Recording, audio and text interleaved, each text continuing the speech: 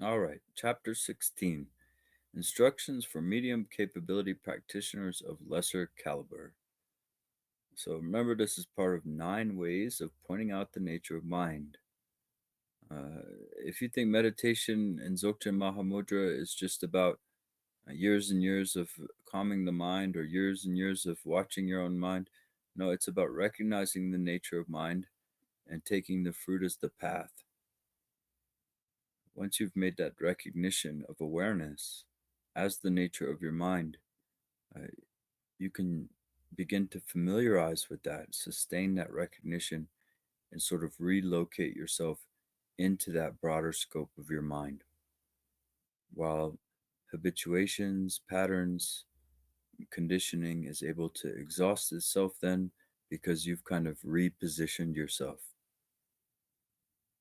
As long as you're in the movie, acting in the movie, you can't really do anything, and your vantage point is quite limited. But if you can zoom out and be the screen, the whole movie playing on the screen, and the naked screen can show anything that it wants, unaffected. Yeah, just like that, awareness is like the screen. And now the movie, you see the whole movie. And once you've seen a movie 10 times, it's no longer captivating, is it? And you start to see the smoke and mirrors and what's going on behind the camera and behind the acting, or you see the acting. So, like that, everything that's not supposed to, well, I'm not going to say it's not supposed to be here, but everything that's part of your kind of shell that you grow up in, that you're in right now, is all these constructs that you're a part of, all these thoughts that can torment you, and neurosis of various assortments. All this is conditioned, it's patterned. That's how we can discern between conditioned mind and unconditioned mind. Pure awareness, primordially pure awareness, and the habituations, the patterning, okay? And we can see the karmic momentum there. We can see with that direct seeing, with that vipassana aspect, you naturally have the prajaparamita wisdom that sort of is blossoming there, giving you insight way beyond our 50,000 concepts that we're limited to. Yes, I'm dropping statistics, I'm dropping numbers again because it gives us an idea of the limited range that we're working with. Okay, we have 40 to 60,000 thoughts per day. The average person knows 20 to 40,000 words. We found out that there's about 50,000 concepts that we're limited to. I mean, this is quite a limited scope if you want to start talking about reality and somehow describing the infinite. So, anyway, just like you would jump into the ocean to experience that free of thoughts, there are no thoughts that can make you learn the ocean, what that's like. You have to actually jump in it. Simulation, virtual reality simulation could come close, but still wouldn't be able to capture it. Just like we have to bathe, we have to swim in enlightenment. We have to swim in the nature of our mind because our thoughts cannot capture it.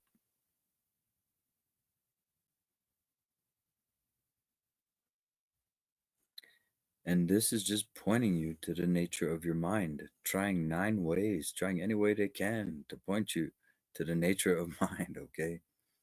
So we've gone through several, the highest of the high, highest of the medium, highest of the lesser, medium of the high, medium of the medium. Now it's medium of the lesser, okay?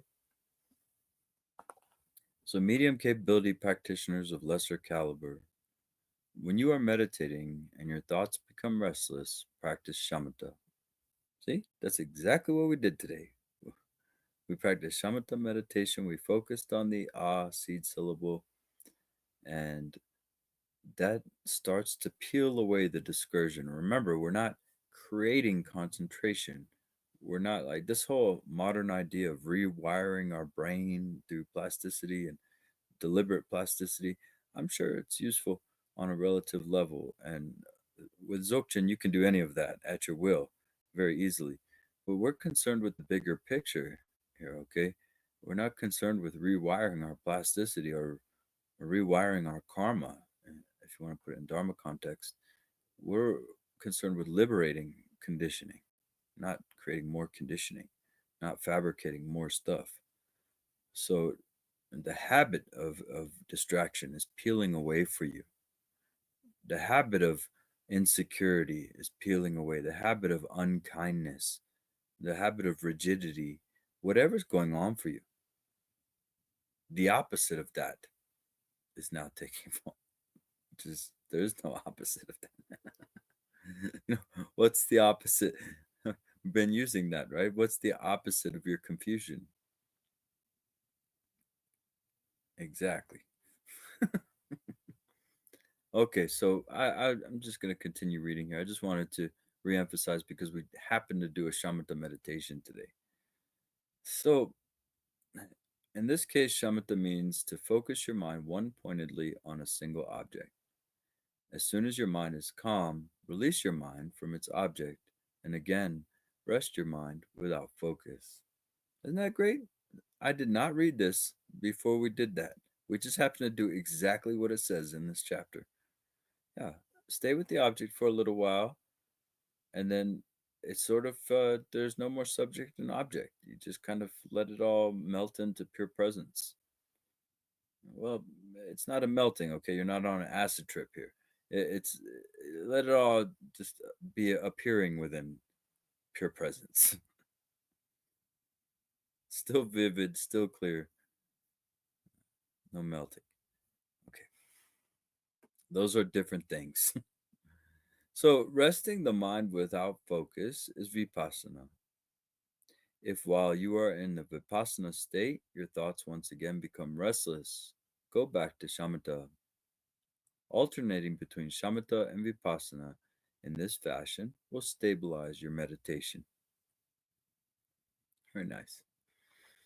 So, when the mind is wild and active, you might think, I'm not meditating very well. If you have such a thought, bring your mind directly to it. Look right into the heart of the thought, I'm not meditating very well. The moment you do so, both the thought and the thinker dissolve. At that moment, you are in a state where shamatha and vipassana are one and inseparable, which is none other than the Dzogchen state. Yeah, very cool. And that's kind of what we're getting at here. I was almost going to add that to the guidance today is look back at the one who's focusing on the object. Let awareness be in front of your eyes. Let it be everywhere like space and rest in your mind and begin to perceive with your mind rather than your eyes. Let your eyes kind of be the just another life within your mind. Yeah, so looking back at the thoughts like that, and especially when your mind is very, very busy and active, you can just look at the one who's thinking or just immediately bring those thoughts within awareness. Even if you can maintain this state for a few seconds or a few minutes, thoughts will return so that you will not be carried away by those thoughts. Reapply this technique. Look directly into whatever thought comes. Practice this technique with joyful effort and use it again and again. Okay, so what is the technique? Is when you get caught up into thoughts, just to notice them. Even, for example, today we're looking at the ah syllable. If you had some thoughts going on as you're looking at the ah syllable, they're within your awareness, and that's good enough. Just that noticing. And by the way, it says here, so I hope you don't go too hard on yourself. Everybody here, I told you did a fantastic job because here it says just a few seconds you might be able to do this. A few minutes, okay? I think we did 5, which is, I was thinking that was a long time, and it was, and you guys did really great with that. Okay, so sometimes your mind is extremely distracted, and nothing you can do in your meditation will stop it. In such cases, you can stop your meditation for a short while and do a little physical exercise. I would suggest yoga, and if you ever want yoga asana cycles for meditation or for that I believe are beneficial, just ask, okay? I have done yoga my whole life and pranayama as well. So I encourage anybody, and there are yogas, even if you have limited range of movement for whatever reason, like lots of times there's sicknesses and injuries, whatever happening, uh, we can still actually do yoga because, in basically in the tradition that I come from, it's sacred movement. It's all about the movement. So let's say, let's say this yoga right here, where I'm just putting my arm like this, right? And it's kind of activating my shoulder area. Well, let's say I can't even do that because something's up with my arm. Just doing this is enough. Just that little bit of movement. Okay. Let's say, there's a famous one where you put your hands like this, right? Let's say you can't do that. Just even putting your arm like this is good enough. Just getting that movement where you feel the tightness, move into it and allow those knots to start to soften up. Okay. So yoga doesn't have to be like it is on the magazine where they're bent in half, levitating. No, it can be very simple. Even just this, moving your hands. It's movement itself that is the yoga. Movement within awareness, within pure presence. Okay. And that is a great complementary practice to Dzogchen or Mahamudra.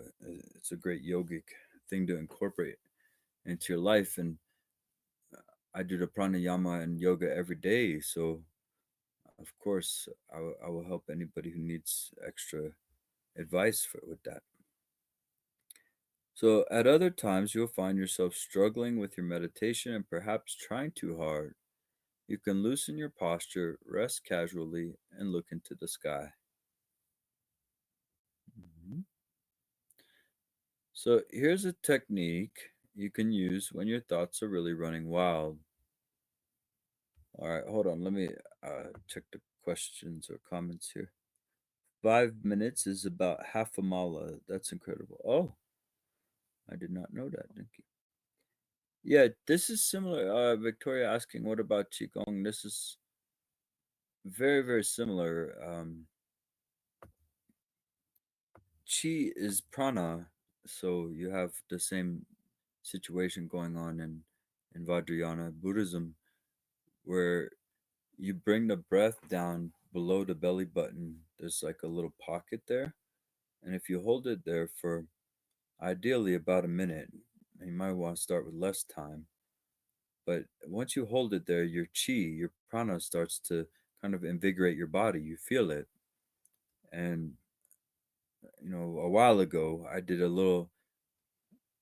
displayed it. I showed Yeshi and a few other people what that's like. So I put a candle out from, I don't know, like 5 feet away or something like that, It was pretty crazy. Right? I did that on here. I think so. And that shows you that you've invigorated. You've Oh, you have the recording. Okay. Maybe we should show it. Oh, okay. Well, anyway, it's a good way to kind of just a little fun way to see that your prana, your chi has been activated. Yeah. And of course, that chi that's active flowing through the microcosmic orbit of your body, through the clearing the empty space of your body and everything, can be very healthy.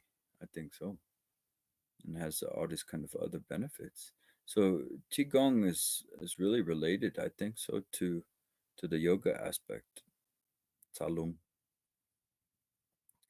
Okay, so we'll continue with the technique you can use when your thoughts are really running wild. Think. Okay, now I'm going to think even more thoughts, thousands of thoughts, millions of thoughts. I'm going to think every thought that has ever been thought. Thoughts stop very quickly with this technique. It puts you right into the natural state. Another technique that's very useful is this one. When a thought comes, ask, where did this thought come from? Where is this thought staying? Where is this thought going? Ask yourself any of these questions and you will find yourself in the nature of mind. Yeah, so just to revisit that part, it's pretty useful there.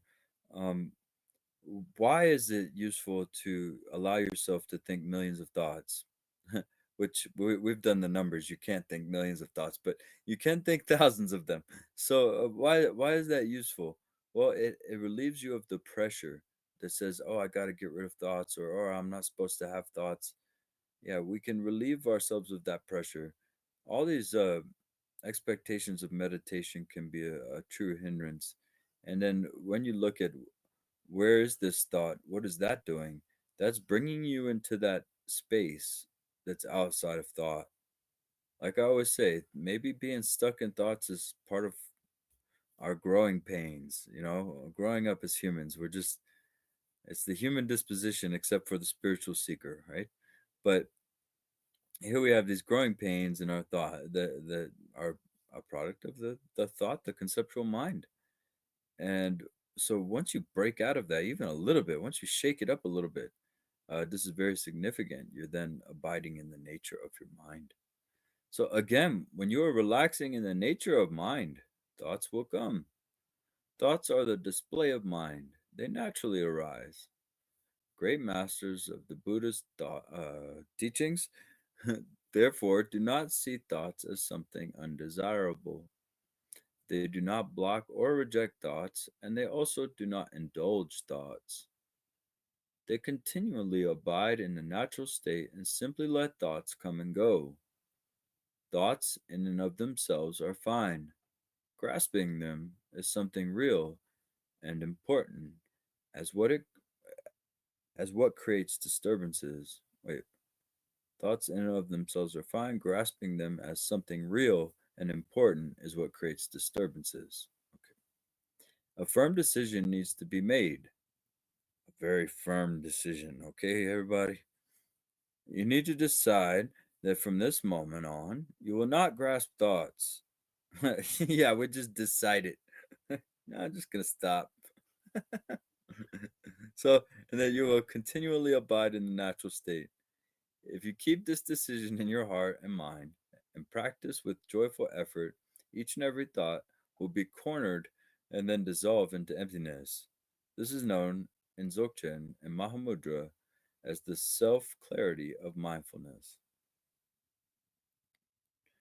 Yeah, I don't know. I think you're still going to grasp thoughts. It's still going to happen, but it's going to be within your awareness. You're going to see it. I don't know. If you can make the decision to just up and stop grasping thoughts, then I'm proud of you and you should go ahead and make that decision right away. And hey, report back. Let us know how it is. You're exceptional if you can do that. I know that. If you can just say, I'm going to stop grasping thoughts. All right. Good luck. So at this point, Patrul Rinpoche. Wait, let me back up. I think that what they're saying there is that you make a firm kind of commitment to freedom. All right, maybe I'm being pedantic a little bit. So you make a firm commitment to freedom and trusting the Dzogchen teachings. I think that's what the point there was. So at this point, Patrul Rinpoche quotes masters of the Drukpa Kagyu school who say that as you continually abide in this meditation, all distinctions and borders between thought and no thought, or between movement of mind and abiding, will wear out and ultimately dissolve. If you continue practicing like this for about 1 month, your mind will become very sharp and your day visions and night visions will merge. What does this mean?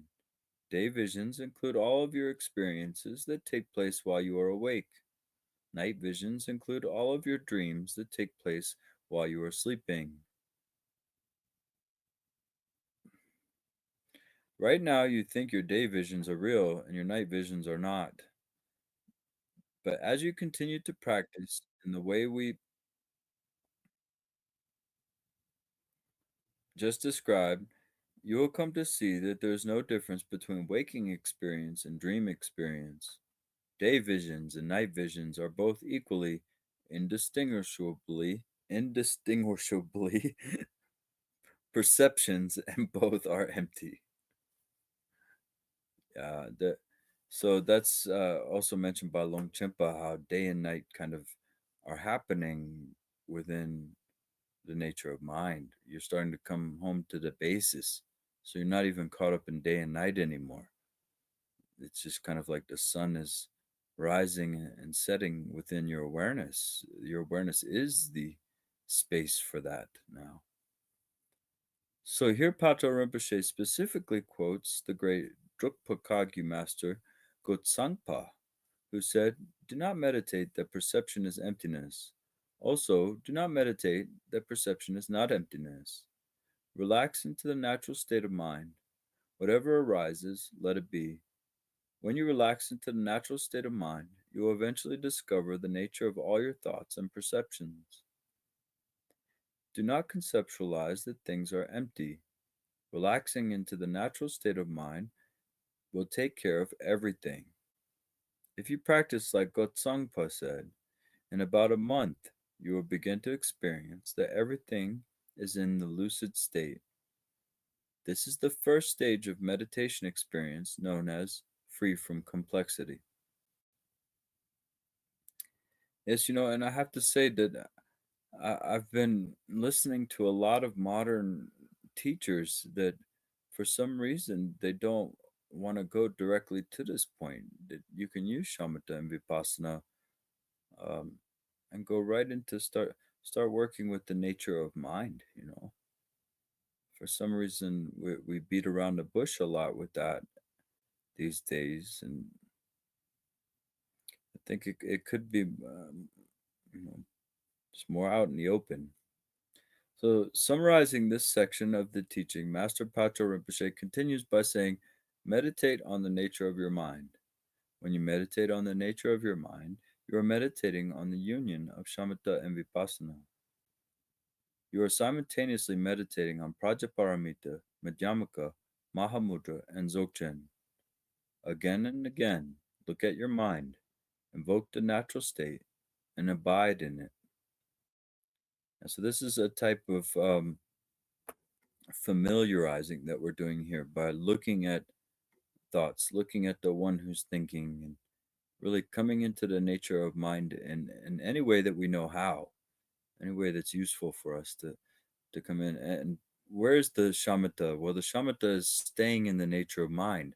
So just like we stayed on that symbol, well, now we're staying in the nature of mind. And vipassana is naturally there as spontaneous wisdom then, from resting in the natural state. And what is the natural state?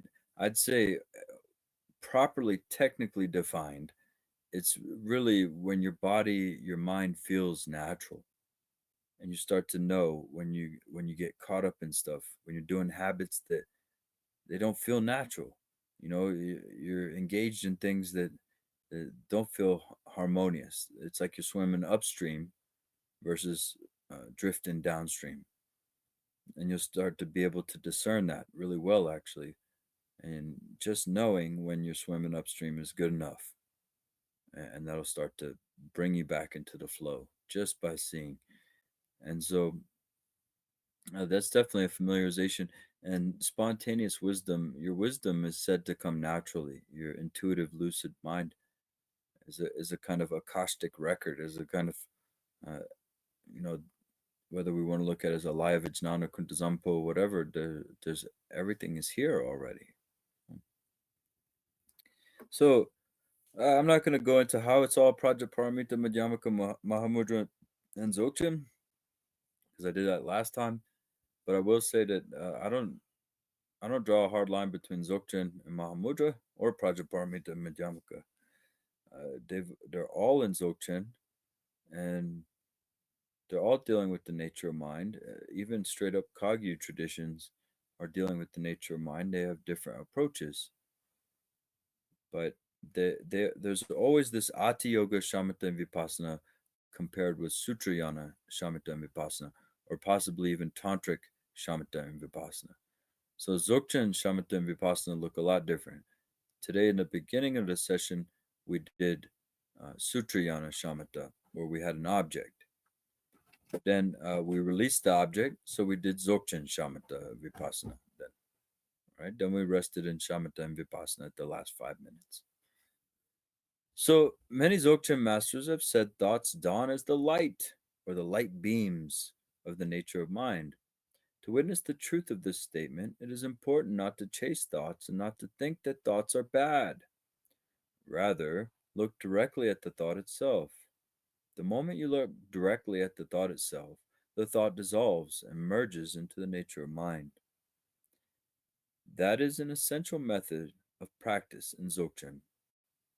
If you have any questions, we can discuss them now. I like how that applies to the book and to the group. So we can stop there. Uh, yeah, and this is also another kind of part where you might find discernment happening. You can start to notice what kind of thoughts are kind of free and flowing, like wisdom thoughts, right? Versus like hardcore thoughts that have attachment or baggage to them. So whenever you feel inclined towards, writing a long email to respond to somebody, like uh, I don't know, maybe you're having some drama in your life or something, you guys are going back and forth.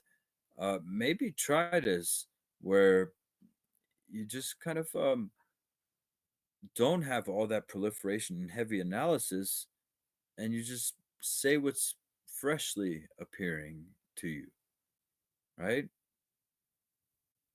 I think so, like that. Uh, and then you can write a long email like that. And it's kind of from your heart and very fresh. I like to write poetry like that, especially. It's almost like if it doesn't flow out right away naturally, then I don't want it. you know, but it's good to go back and make little corrections as well.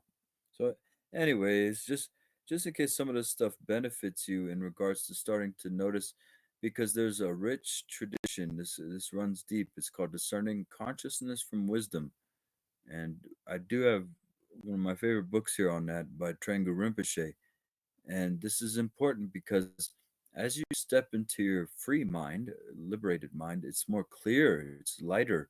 And so there are small indicators where we can tell this conditioned mind, which is patterned and kind of has a weight, from our more clear, more free mind. We can start to see those differences. Okay.